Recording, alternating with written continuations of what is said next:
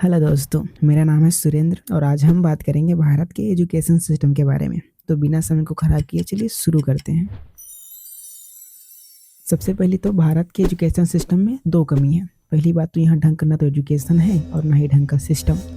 अगर मैं सरकारी स्कूल की बात करूँ तो वहाँ ना ढंग के टीचर हैं और ना ही ढंग की क्वालिटी का एजुकेशन और ना ही इंफ्रास्ट्रक्चर। प्राइवेट स्कूल की बात करूँ तो उनके फीस और नखरे ही इतने ज़्यादा है कि भाई साहब आम आदमी की औकात नहीं वहाँ पढ़ाने की, और जैसे तैसे कोई इस सिस्टम से पढ़ भी ले तो फिर नौकरी नहीं मिलती। स्कूल और कॉलेज एजुकेशन सिस्टम कम और देखा जाए तो बिजनेस के अड्डे ज़्यादा हो चुके हैं, और जो हमारे स्टूडेंट है सिर्फ उसके लिए कस्टमर है। आज युवा के साथ जो कुछ भी हो रहा है, आज देखो आपका टीवी बदल गया, आपका फ्रिज बदल गया, आज हर चीज बदल गया, लेकिन आपका एजुकेशन सिस्टम वही 100 साल पुराना सड़ा हुआ सा घिसा पिटा एजुकेशन सिस्टम है जो आज आपकी किसी काम नहीं आने वाला।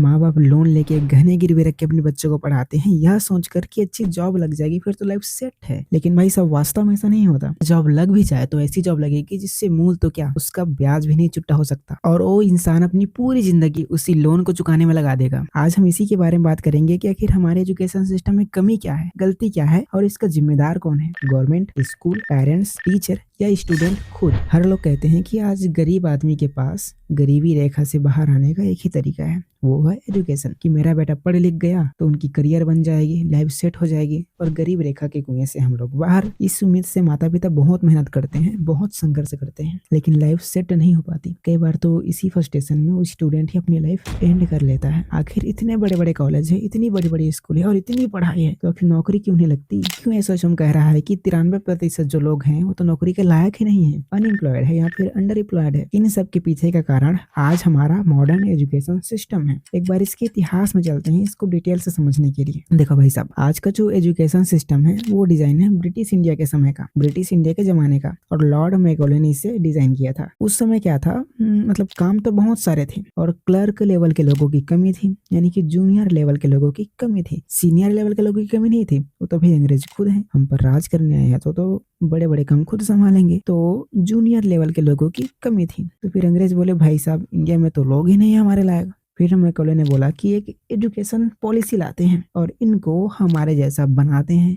पहली बात तो आपको ये बता दूं कि एजुकेशन का मतलब होता है किसी स्टूडेंट में एक चरित्र का निर्माण करना और उसे बढ़िया और समझदार इंसान बनाना। लेकिन भाई साहब अंग्रेज क्यों सोचेंगे कि हमको बढ़िया आदमी बनाना है, वो तो यही सोचेंगे ना कि हमको ऐसा आदमी चाहिए जो हमारे काम का हो। तो मैकॉले और उसकी पूरी टीम ने उस समय के लोगों से पूछा, जो अंग्रेज थे उससे पूछा कि भाई साहब कैसी आदमी चाहिए बताओ। तो उन्होंने कहा भाई साहब हमको ऐसी आदमी चाहिए जो टाइम पर आए, टाइम पर जाए, हर चीज टाइम पर हो। तो बोले भाई साहब ठीक है, डन। तब आपके स्कूल में घंटी लाई गई कि भैया टन टन टन सुबह घंटी बजी, घंटी से आना है, घंटी से ही पीरियड लगेंगे, घंटी से ही लंच होगा और घंटी बजते ही घर जाना है, ताकि आदमी घंटी का आदी हो जाए। और ये बता दूं कि उस समय की फैक्ट्रियां भी इसी सिस्टम पर थी कि भाई टन टन टन घंटी बजते ही काम पर लग जाना है बस। और यह जो उन फैक्ट्रियों में नौकरी करेंगे तो घंटी से उनका परिचय पुराना रहेगा।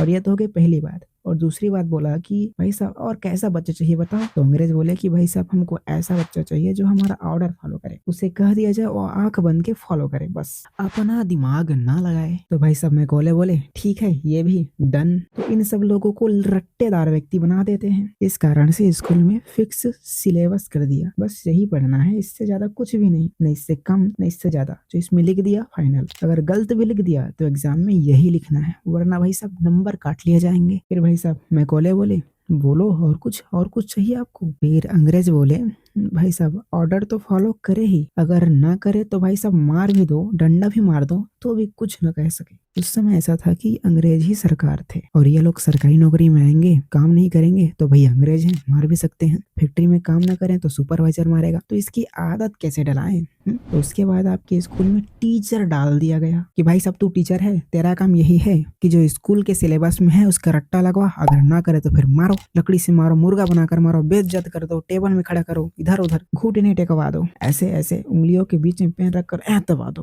तो ऐसा था कि स्कूल में टीचिंग कम और बेसिकली टॉर्चर सेंटर ज्यादा हो गया था। तो आजकल तो खैर ये सारी चीजें गैर कानूनी हो जाती हैं, जेल भी हो सकते हैं। काफी हद तक आज एक कम देखने को मिलता है, पहले तो बहुत मारते थे। मैकॉले के सिस्टम में एक और था कि भाई साहब इसमें कभी एकता मत ला दो, आपस में ज्यादा दोस्ती ना हो पाए, ऐसे में तो ये हमारे ही खिलाफ खड़ा हो जाएंगे, तो भाई साहब इनके बीच कंपटीशन ला दो। वो बच्चे देखे ना एग्जाम में ऐसे छुपा छुपा के कॉपी करते हैं, ऐसे छुपा छुपा के। ये सारी चीजें टीचिंग के माध्यम से आपके अंदर ही अंदर सारी चीजें डाल दिया गया और आपको पता भी नहीं चला, जिस कारण कभी बॉन्डिंग हुआ ही नहीं, कभी ट्रस्ट बना ही नहीं, कभी लीडरशिप आया ही नहीं और नहीं कभी ओरिजिनल आइडिया आया। बस कॉपी करना है और गधे की तरह घिसना है बस।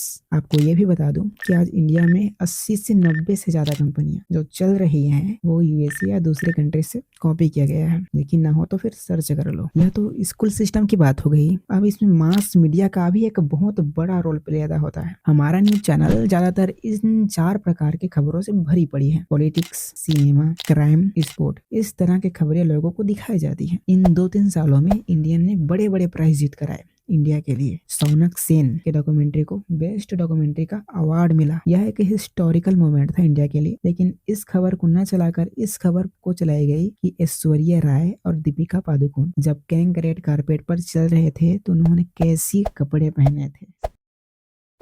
इसी साल गीतांजलि श्री को द बुकर प्राइज मिला उनकी नोवेल रेत समाधि के लिए। बुकर प्राइज तक पहुंचने वाली यह पहली इंडियन नोवेल थी। लेकिन क्या आपने इसके बारे में कभी सुना? डॉक्टर नीना गुप्ता चौथी इंडियन बनी रामानुजन प्राइज जीतने वाली। क्या आपने किसी का भी इंटरव्यू देखा? अगर इन विजेताओं को न्यूज के पहले पेज पर और न्यूज टीवी के इंटरव्यू में बताया जाता तो अन्य लोग इंस्पायर्ड होते, देश का युवा पैशनेट फील करता। लेकिन न्यूज में तो दिखाया जाता है कि ये वीडियो हो रहा है जम के वायरल। आपने कभी किसी कौवे को रैंप वॉक करते देखा है? नहीं देखा है तो इस वीडियो पर नजरें गड़ा लीजिए।